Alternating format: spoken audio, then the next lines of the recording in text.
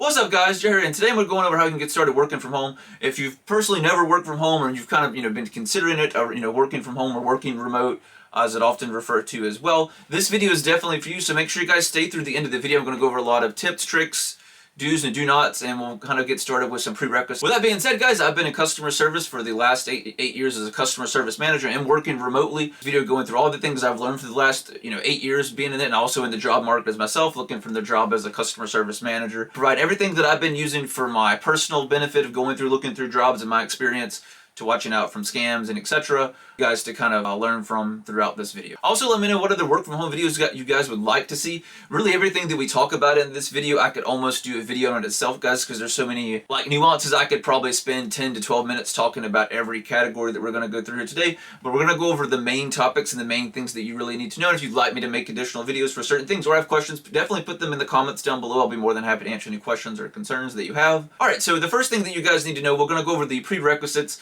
Right, so this is really everything you need to know to really before you get started, right? You're kind of at this point, right? You're kind of thinking of tiptoeing your foot, into working from home. So this one, the main one is where I'm at right now. You need a space that's your space, right? I have this space particularly for either working or shooting videos like this. So you guys need something like this. It needs to be, I've had agents that worked in a closet. Yeah, it was a pretty decent sized closet, obviously, or like a bedroom or something like that. You want a room that's only yours, especially with a lot of the jobs, and have what's called a distraction-free policy. So you can't have your kids, you can't be responsible for somebody, like if you have an infant or something like that, or maybe one of your parents is down, they have cancer or something like that, right? They need someone to constantly take care of them or watch out for them. Work from home is more than likely not going to be for you, or it's going to be harder to find what you're looking for specifically, because most jobs that goes against their policy as far as usually the distraction-free environment. They want to making sure you're working for them, and you're at home, but you're not at home. That's another good point to think about when you're remote, not just for yourself, but also for your family and stuff like that. So a lot of times I'll recommend agents have, a note on their door, set expectations with their family, like if the door is shut or, whatever it is for your particular situation, right, they know not to come in the room. I'll give a perfect story example here, right? We had an agent that was on my team that she didn't even do anything wrong. What happened was that she was on the phone with a customer, and her husband came in cussing and dropped the F-bomb. And unfortunately, with a lot of these jobs, they have what's called speech analytics. And what it is, the little robot basically is what I always refer to it. The little robot transcribes your call, so it transcribes the F-bomb. Especially with these headsets, they're very sensitive. So even though, right, her husband was probably a few feet back from her and not up in her face, her mic still caught that, and the customer could hear it. And when I played the call, I could hear it as well, and so could the client. We had to instantly fire her, guys. She instantly lost her job. She did a great job. She came to work.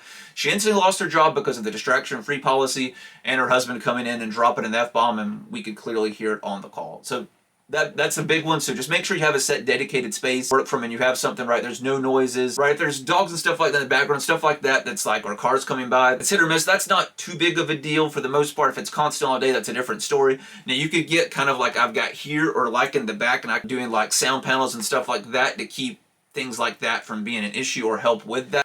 Just let me know down below in the comments. Another big thing is, right, you want to make sure you have a good internet connection, guys. I can't tell how many people that we've termed, or they've quit, or they've just instantly lost their job because a lot of these companies don't give you leeway with the internet. So if your internet goes down, usually you're missing time for work, right? So one, you're not getting paid.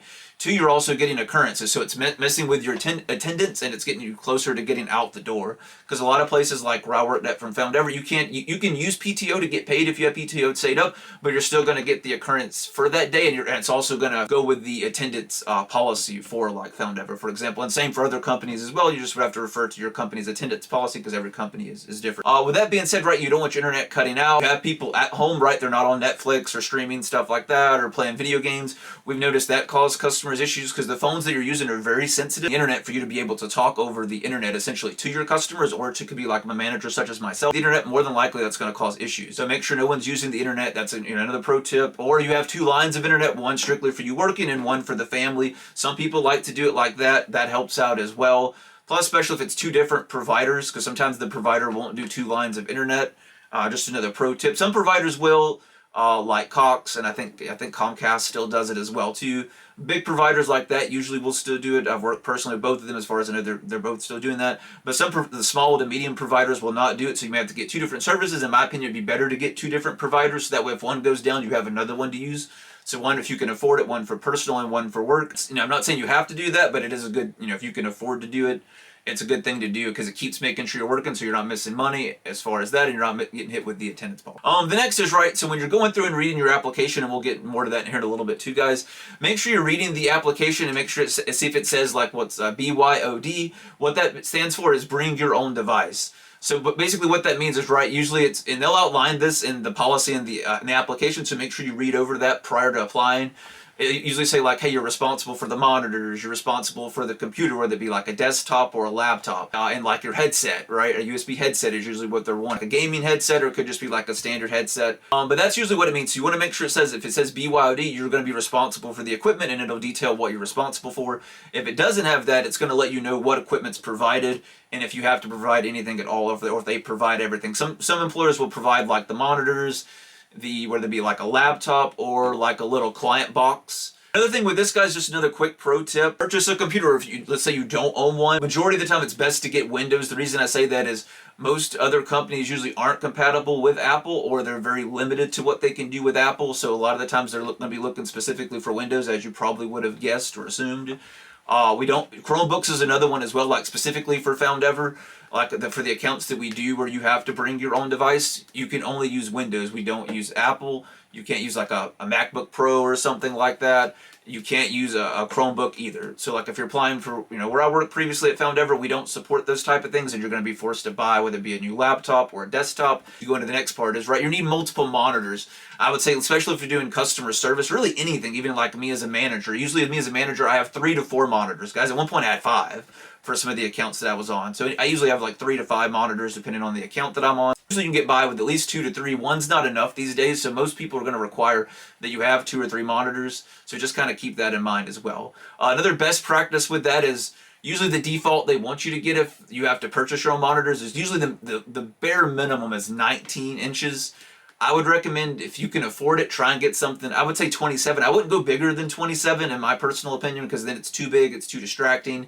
You can't use like TVs and stuff like that. Victim of it, I want to make sure I share this with you guys so this doesn't happen to you, is I didn't get a good chair. Like the chair that I have here is a really good chair. I paid I think it's about $300 for the chair that I'm using here, very close to $300 for it. So don't jump on the chair, guys. I've went through the last 8 years. I would say I've probably went through, this is my 3rd or 4th chair in 8 years, because the other ones were just so comfortable. They were so unbearing.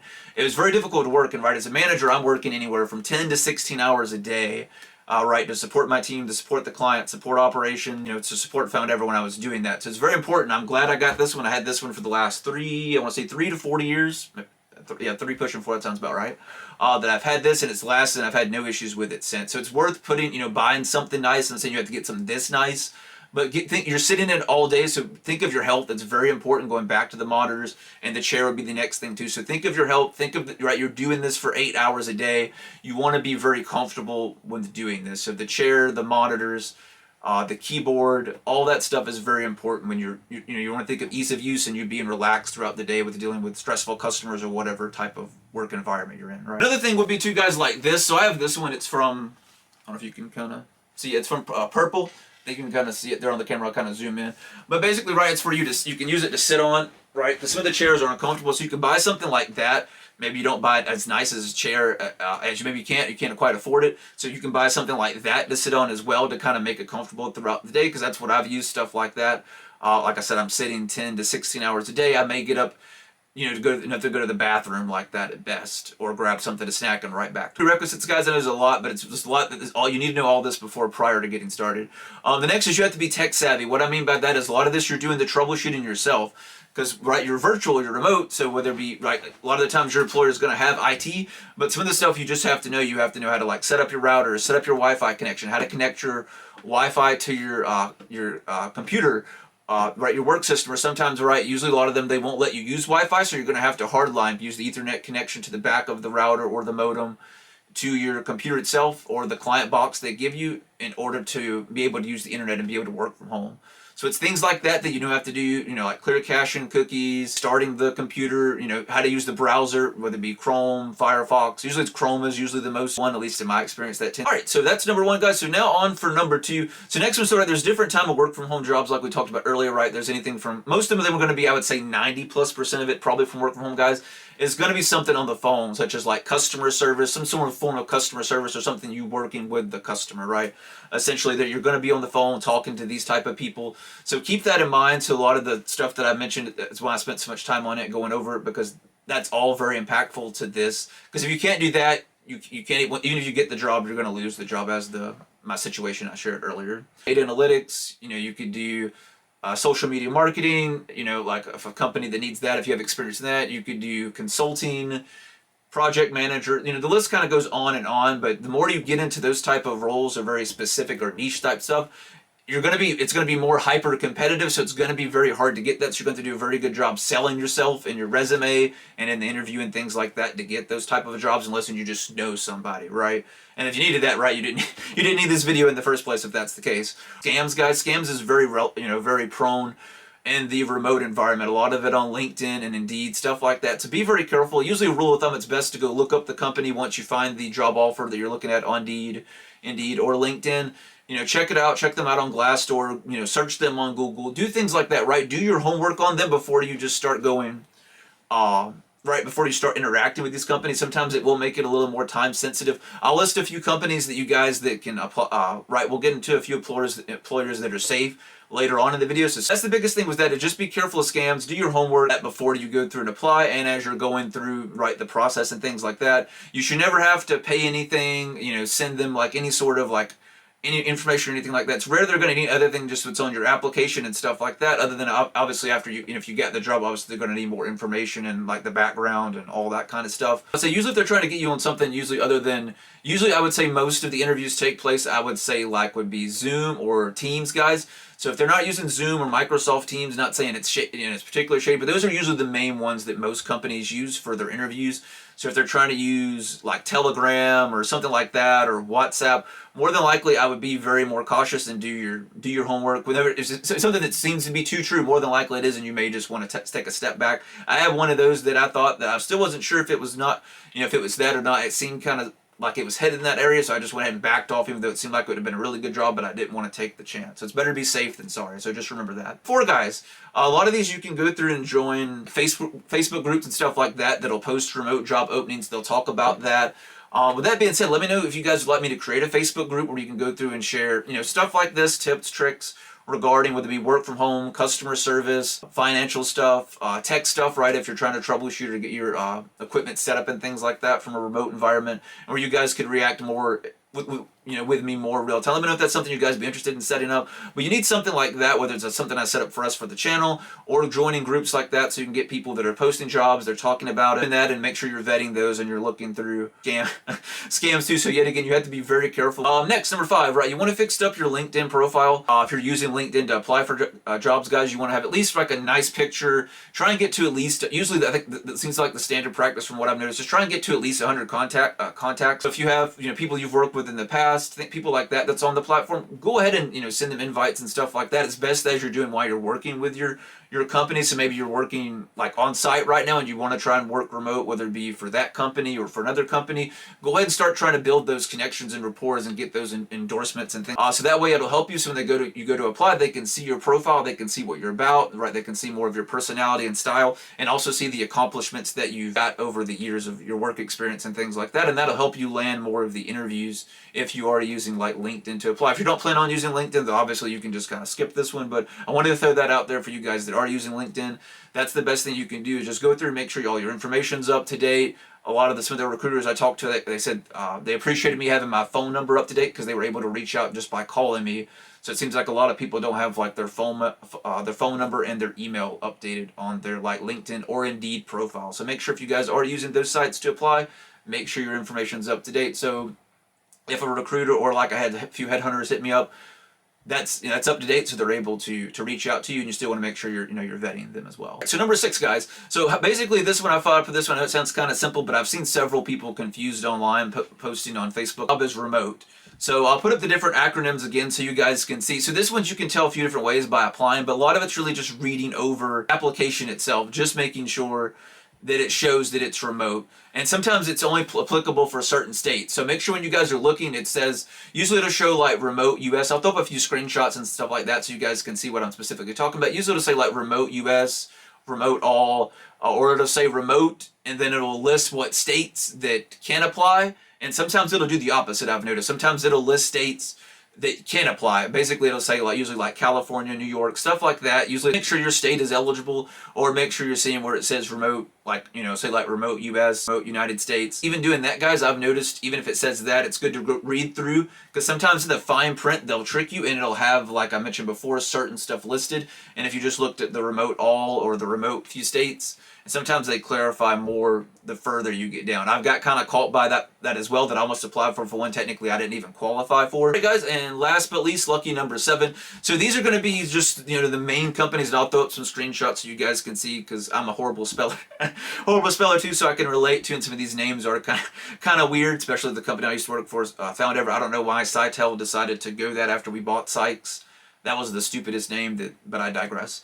So right, you could do, there's multiple call centers, but like I said, I'll show the list: Foundever, Teleperformance, Concentrix, Conduit, Sutherland, places like that, Plus One, C3. There's big companies like that, and when you're applying to these companies, guys, you know, you can still use the platforms we talked about: Indeed, LinkedIn, you know, Glassdoor. But you can also go to the site themselves. So go to, you know, foundever.com, teleperformance.com, concentrix.com. Go to the direct website itself and go to careers. And that's the best way to make sure that you're not getting scammed. Job is legit. So even if you're finding these jobs, like we talked about before, on Indeed or LinkedIn, and you're not too sure if it is on the up and up, go to their website directly, especially for like these big companies that I'm listing that they're always hiring. They're hiring for something. Outside of these, you never know with what campaign you're working for. Sometimes you can kind of get an idea what they'll list. You know, if you're needing more of a tech background, more of a, or like me, like an insurance license, it'll give you like kind of an idea of what you'll be working with. Sometimes it's very vague and you have no idea until you talk to the recruiter and they offer you the position, then you get an idea of what company that you're actually working for. But I hope that was helpful, guys. That's going to be the end of the video. Make sure you guys like, comment, and subscribe. Please like the video for the YouTube algorithm, guys. It really does help out the channel a lot, especially with this being a new and smaller channel. It really does help out. But please leave your comments down below of anything that maybe you'd like me to, like a particular video on a topic that we briefly discussed here, or what other work at home videos that you would like to see in the future here on the channel. With that being said, guys, that'll do it for this one. I appreciate your love and support, and I'll see you in the next one. Peace out.